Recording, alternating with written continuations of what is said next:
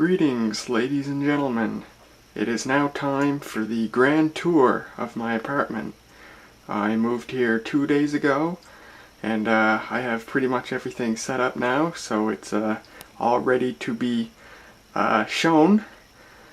First of all, I just want to go over some stuff that I think confused some people who viewed my last update video.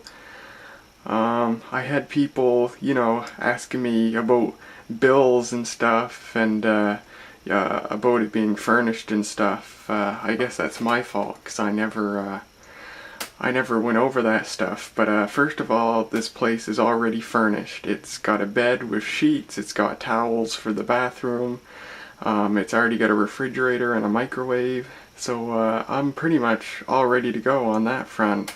As for bills, I have none. The only bill I have is my rent, and I've already paid for that up front for the entire year, so I don't have to do anything about that.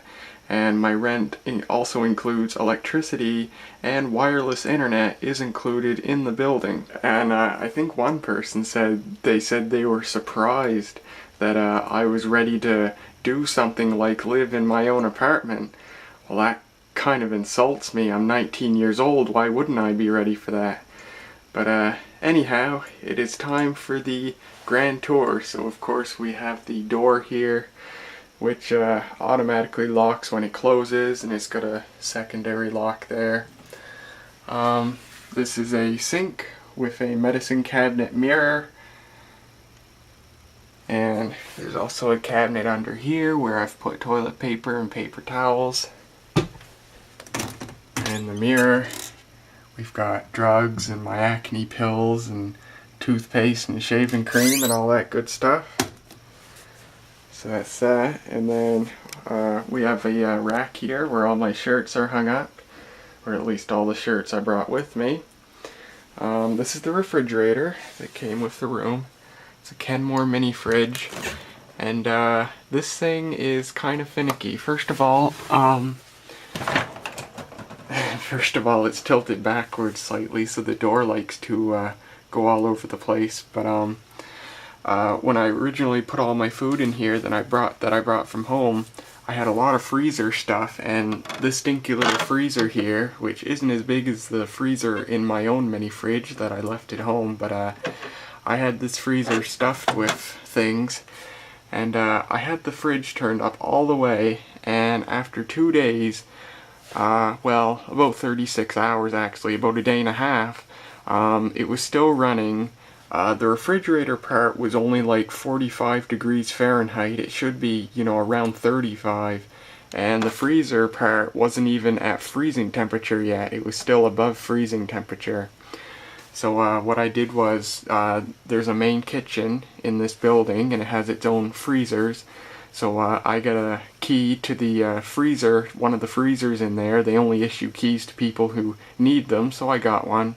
And I put most of the stuff that was in this freezer here in the main freezer, so that's taken care of now.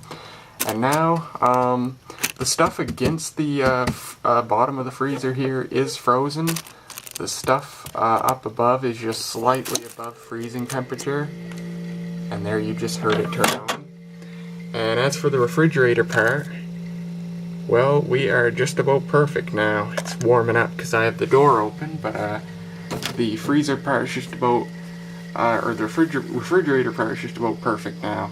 So I got lots of water. I have Mountain Dew, I have Gatorade, some jelly that Mom made, yogurt, pears, bread, English muffins, more water bottles, stuff there. There's this egg thing here. There's this pop dispenser here, which unfortunately doesn't really work right. It's missing a part that goes across here, so this white thing here doesn't spring out. So I couldn't use it unless I had something keeping it from springing out. So I have a piece of duct tape here with some cardboard, and that was working okay, but now unfortunately the duct tape is kind of stretched a bit, so it's not working that great anymore. So I might have to just not use this part completely, which is too bad because, these mini fridges, you're limited on space, so I like to use as much space as I can, but I might not be able to use this pop dispenser. And yes, that is Mountain Dew Voltage, which is my favorite kind. I'm glad it was the one elected to be mass-produced in the Great Mountain Dew election, or whatever it was called. But anyway, there is the mini fridge. And that plugs right in there. I'll show the bathroom here. The bathroom.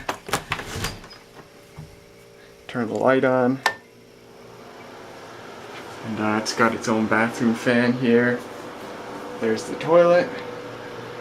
And they give you a roll of toilet paper and a roll here. I don't know if they changed that or not, so I brought my own towels up here. I forgot to mention this place also includes housekeeping. Every week a housekeeper comes in and they change the towels and they change the bedding. So get a shower here with one of them fancy, well, I say fancy, but I don't really like them, these heads that you can remove, because I have no use for something like that. But yeah, pretty good. It's got the single shower curtain here, which is a fabric curtain, so next time I go home I should get a plastic curtain to put on the inside. But there's the bathroom. The shade on the light here, I took it off because at night I like to have something like a fan going. And I was hoping I could use the air conditioner. This place has an air conditioner, but unfortunately the air conditioner is too loud. So I use the bathroom fan, so I just take the light bulb out at night so I can run the fan without the light on at night. So that's the bathroom.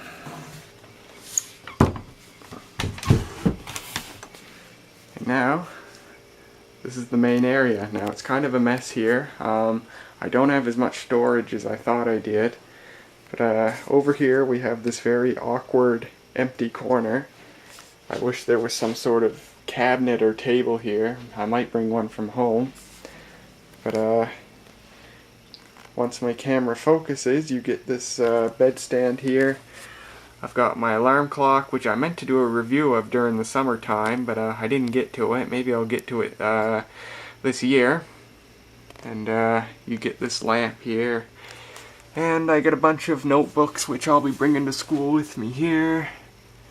And then in here, I've got more Kleenex boxes and laundry detergent and dish detergent and dryer sheets and that.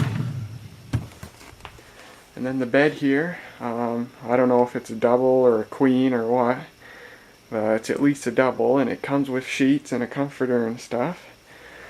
Fairly comfortable. It's a bit harder than my bed at home, but it's comfortable enough, and the pillows are nice. Over here, we have this table with very comfortable chairs. I don't know if they're fake leather or what, but they're very comfortable. And I got my laptop here, and you might be able to see I brought a lamp with me just for extra lighting, because this is probably where I'll be doing my homework and stuff. You're welcome. And we have the curtain here. The sun doesn't really come in here during the day, so even when the curtain's open, the room doesn't get very bright in here. That's really the one thing I want to change is I think it looks better on camera than in real life, but the lighting kind of sucks.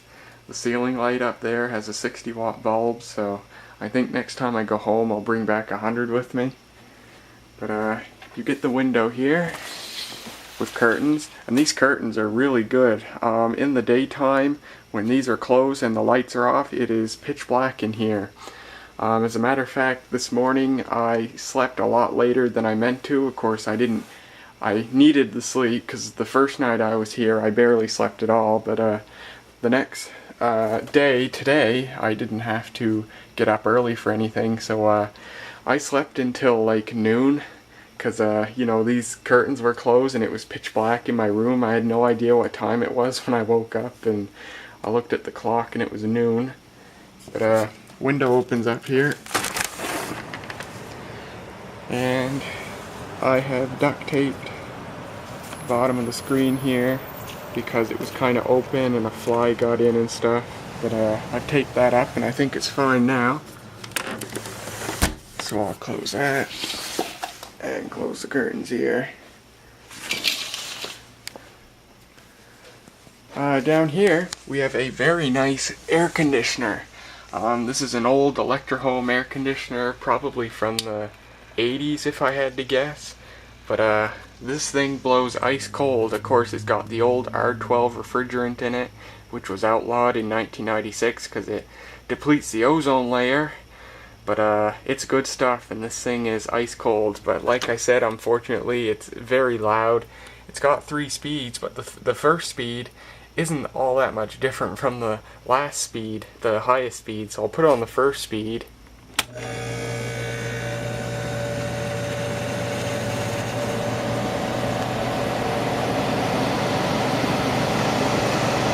And then this is the highest speed.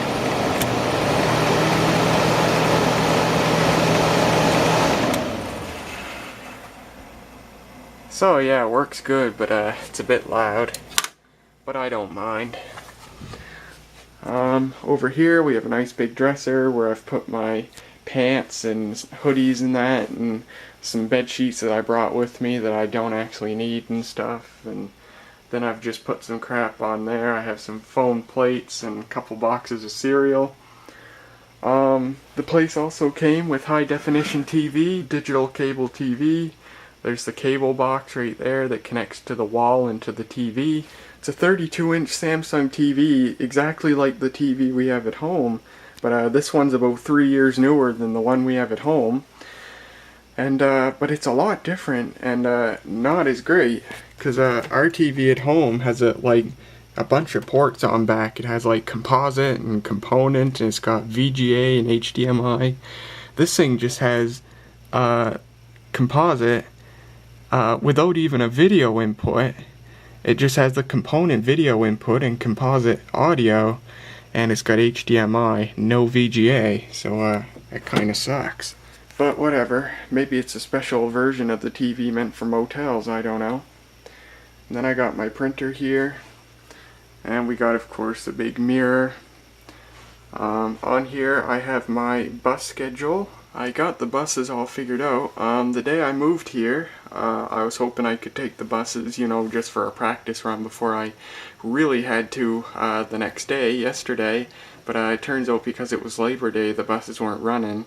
Funny how they call it Labor Day, but nobody works on that day. But anyway, so the first time I used the buses was yesterday, which was when I actually had to use the buses. So I had no choice. It was my first time getting on the bus, and I had to.